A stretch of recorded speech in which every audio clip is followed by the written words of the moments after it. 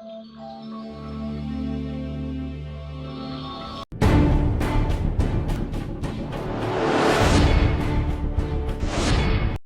آپ اس شخص کے بارے میں جانتے ہیں جو آج سے ہزاروں سال پہلے پیدا ہوا لیکن آج بھی ہمارے درمیان زندہ ہے؟ یہ شخص مختلف موقعوں پر ہمارے سامنے آتا ہے اور ہمیں راہ دکھاتا ہے۔ یہ ویڈیو دنیا کے سب سے پراسرار شخص کے متعلق ہے جن کے بارے میں ہر دور کے لوگ ہمیشہ تلاش میں رہے، جن کا نام خضر علیہ السلام ہے۔ حضرت خضر علیہ السلام کو ہمیشہ زندہ رہنے کی قوت کیسے ملی؟ اس کے متعلق مختلف واقعات ملتے ہیں۔ ابن عساکر نے تاریخ دمشق میں لکھا ہے کہ جب حضرت آدم علیہ السلام کی وفات کا وقت آیا تو آپ نے اپنے تمام لڑکوں کو جمع کر کے فرمایا، اے میرے بیٹو، بے شک اللہ تعالیٰ زمین والوں پر ایک بڑا عذاب نازل فرمانے والا ہے، تو میری وفات کے بعد میرے جسم کو غار میں رکھ دینا، یہاں تک کہ سکون پا جاؤں، تو میرے جسم کو ملک شام میں دفن کر دینا۔ لہٰذا آپ کی وفات کے بعد حضرت آدم کا جسم مبارک آپ کے بیٹوں کے پاس رہا۔ جب اللہ نے نوح علیہ السلام کو مبعوث فرمایا تو انہوں نے حضرت آدم علیہ السلام کے جسم کو اپنے پاس رکھا۔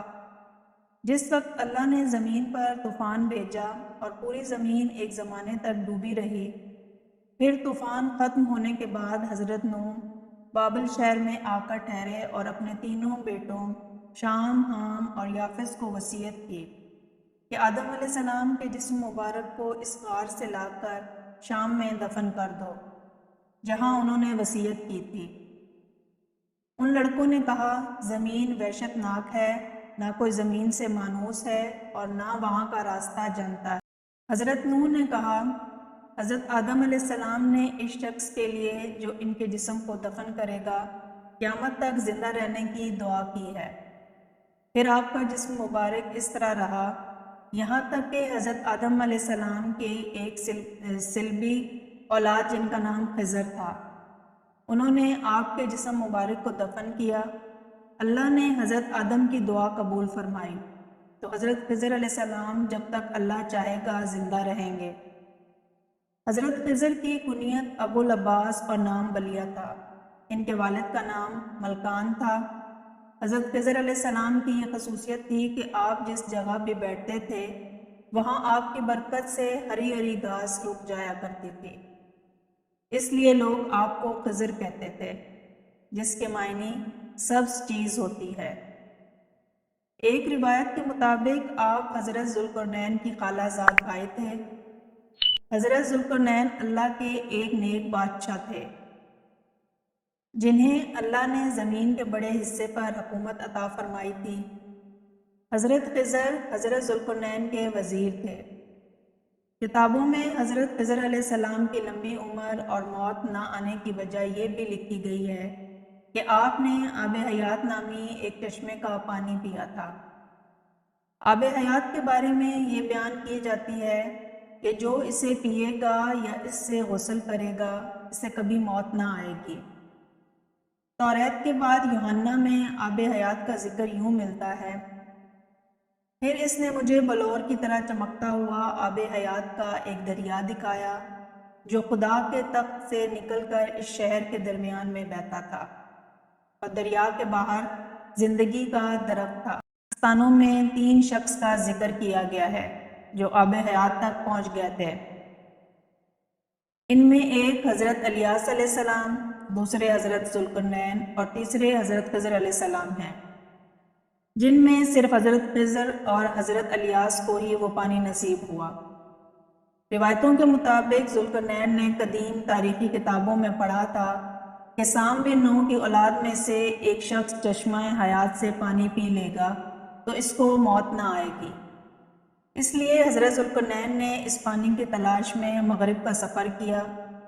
ذوالقرنین کے علم میں یہ بات آئی کہ آب حیات اندھیرے راستوں میں بھی موجود ہے اور وہاں 360 چشمے ہیں۔ لہٰذا ذوالقرنین نے اپنے لشکر سے 360 لوگوں کو چنا اور ہر ایک کو ایک ایک مچھلی دے کر حضرت خضر کی سربراہی میں روانہ کیا۔ تمام لوگوں کو یہ ہدایت دی گئی کہ ہر فرد اپنی مچھلی کے ساتھ چشمے میں اتر جائے اور واپس آ کر اپنی اپنی مچھلی ظاہر کرے۔ کافی لمبے سفر اور دشواری کے بعد آخر کار یہ لوگ اس چشمے تک پہنچ گئے۔ جب واپس آئے تو ذوالقرنین نے کہا، سب اپنی مچھلی جمع کروا دیں، لہٰذا سب نے اپنی مچھلی ان کے سامنے پیش کر دی، سوائے حضرت خضر علیہ السلام کے۔ ذوالقرنین نے دریافت کیا تو انہوں نے بتایا کہ میں جب چشمے میں اترا تو مچھلی ہاتھ سے نکل کر پانی میں چلی گئی۔ میں نے غوطہ لگا کر اسے پکڑنے کی بہت کوشش کی مگر ناکام رہا۔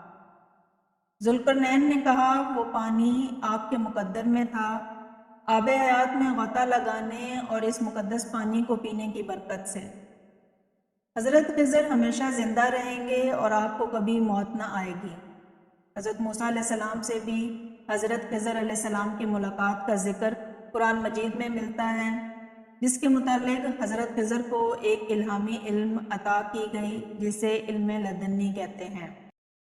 بعض روایتوں کے مطابق حضرت خضر علیہ السلام نے حضرت محمد صلی اللہ علیہ وسلم کے ہاتھوں پر بھی بیعت کی ہے اور مدینہ میں آپ صلی اللہ علیہ وسلم سے ملاقات کے لیے بھی آیا کرتے تھے۔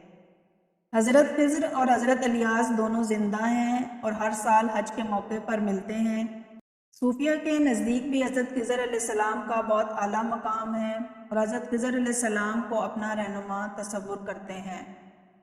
بعض صوفیہ سے ان کی ملاقات بھی ثابت ہے اور بعض بزرگوں نے لکھا ہے کہ خضر علیہ السلام نے کئی سالوں تک انہیں علم دین بھی سکھایا۔